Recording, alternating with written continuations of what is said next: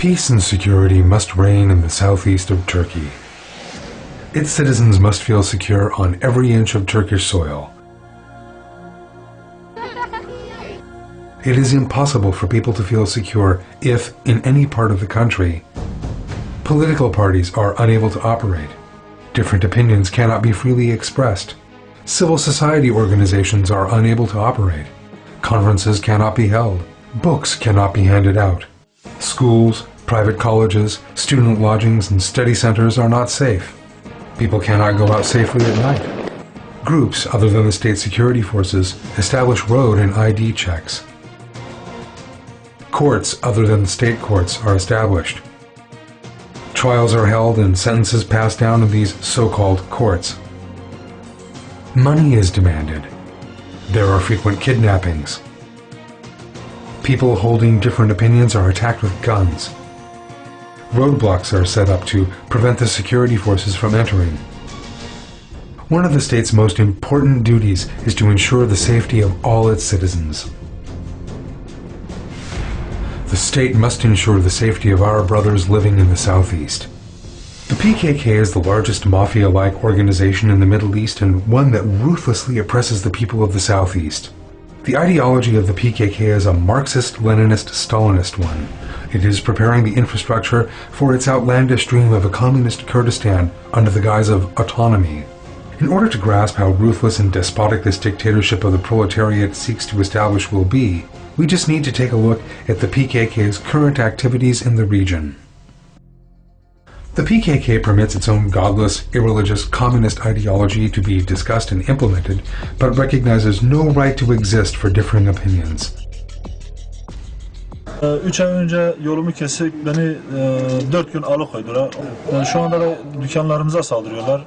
Yani bu yaptıkları zaten hep inancımızdan dolayıdır. Yani İslami kimliğimizden dolayıdır.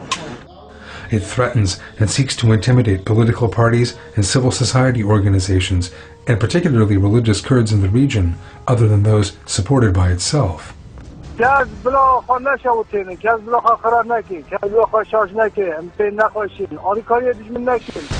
It pressures small businessmen, students, clergymen, workers in public institutions, and everyone else.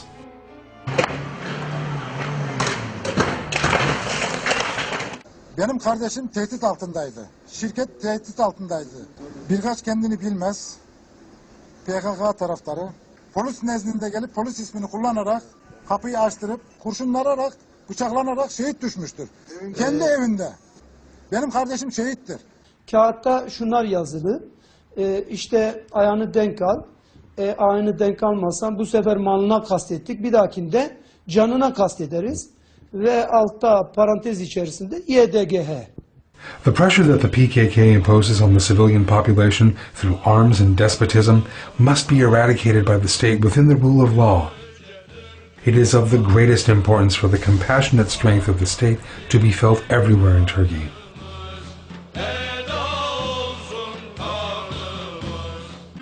Political party buildings are burned and party workers are attacked with sticks and stones.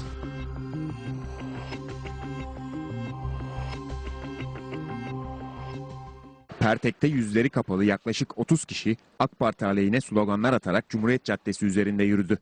Grup bir süre sonra belediye binası ile AK Parti ilçe teşkilatı binasına Molotov kokteyli attı.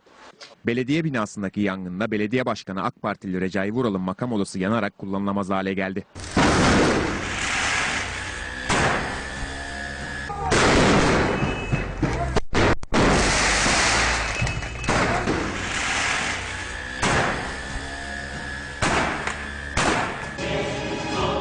Kalabalık bir grup hızla yaklaşıyor ve bir anda Adalet ve Kalkınma Partisi'nin ilçe binası Molotov yağmuruna tutuluyor.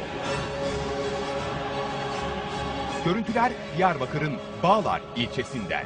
Göstericilerin parti tabelasına ve camlarına nişan alarak attıkları molotoflardan bazıları ise kapı önünde bulunan park halindeki araçlara isabet ediyor. Araçlar bir anda alev alırken ortalık toz duman oluyor. Dozens of schools in the region have been burned and private colleges and study centers have been made unusable.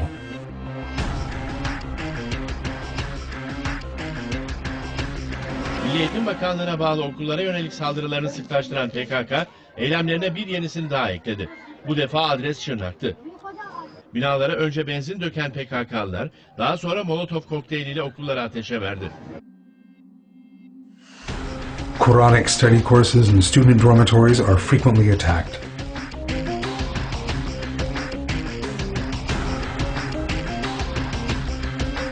PKK'lı gruplar İslami kurum ve mütedeyyin kişilere saldırmaya devam ediyor. Bingöl'de önceki gece eylem yapan PKK'lı bir grup Kur'an kursu yaktı.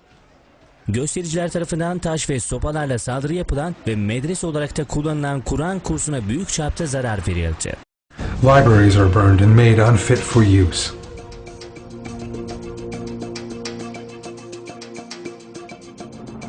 The construction of dams, roads, and buildings is obstructed, machinery is torched, and workers are kidnapped.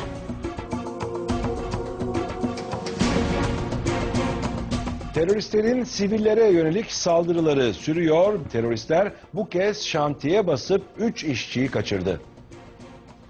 Bingöl'ün Karlova ilçesinde yapımı devam eden baraj inşaatını bir grup terörist bastı. Şantiyede çalışan işçileri tehdit eden teröristler 3 iş makinesini ateşe verdi. Yanlarına 3 işçiyi alan teröristler kaçtı. Health centers, ambulances, and blood centers are destroyed. Roadblocks and ID checks have literally become routine matters in the region.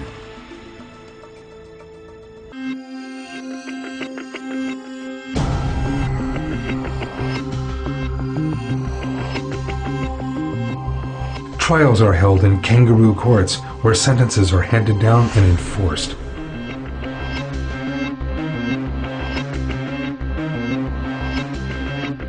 The PKK claims to act as a defense force in the region and that state security forces have no place there.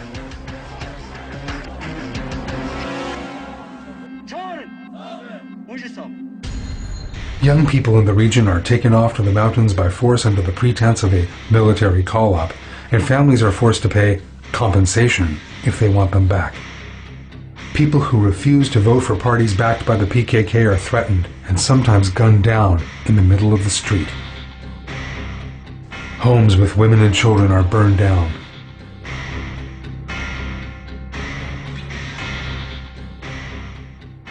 PKK'lılar evleri uzun namlulu silahlarla taradı.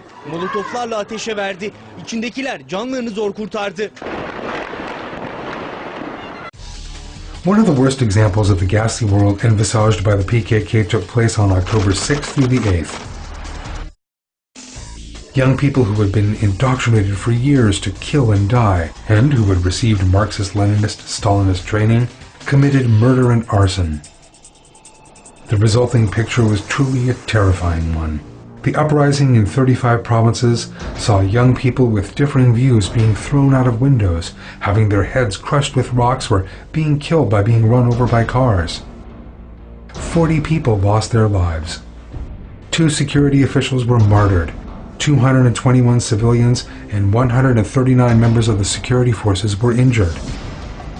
A total of 1,113 buildings were damaged or destroyed, including 212 school buildings, 67 security buildings, 25 district governor's offices, 29 party buildings, and 780 others, such as children's homes, Red Crescent blood centers, and municipality buildings.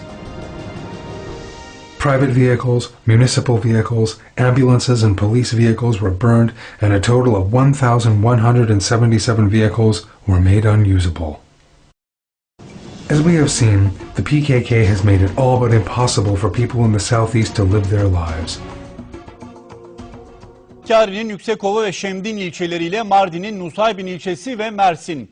Terör örgütü PKK yandaşları dün gece yine bu 4 bölgede ortalığı birbirine kattı. Göstericilerin attığı Molotov kokteylleri polis panzerlerine isabet etti ve göstericiler kendilerine sağlık ocaklarını bile hedef aldı.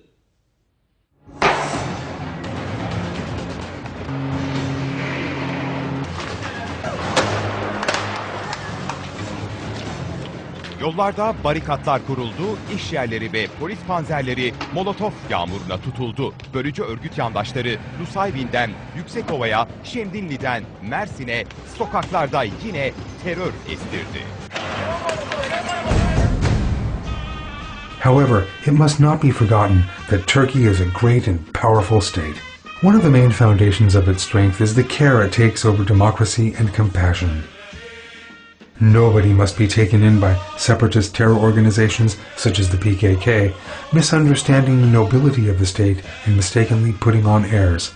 It must not be forgotten that our state can restore order within 48 hours at most when it feels the need.